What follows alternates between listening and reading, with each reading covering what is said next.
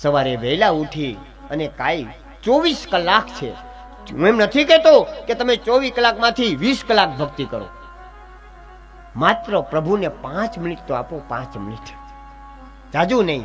5 minute સુધી કાંઈ ન કરો તો જેને ધૂપ દીપ અગરબત્તી પોતે કર્યા હોય એ દીવાના દર્શન ખાલી કરી આવો.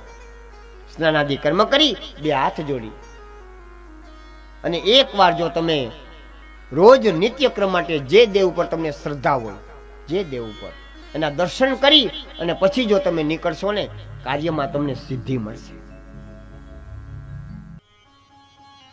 કોઈ પણ માગણી આપણી, કોઈ પણ માગણી, પગથિયા ચડીએ મંદિરના, માગણીઓ ચાલુ થાય.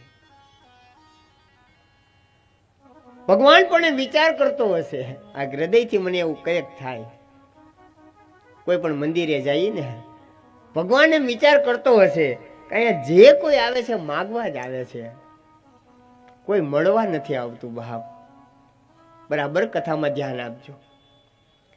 કોઈ પણ મંદિરે, દેવસ્થાને તમે જાઓ, ભગવાનને વિચાર કરી કે આ બધા માગવા જ આવે, કોઈ મળવા નથી આવતું. અને જો એકવાર મળવા આવી જાય તો જિંદગીમાં માગવાની જરૂર ન પડે. બાપ, હે, એકવાર મળવા આવે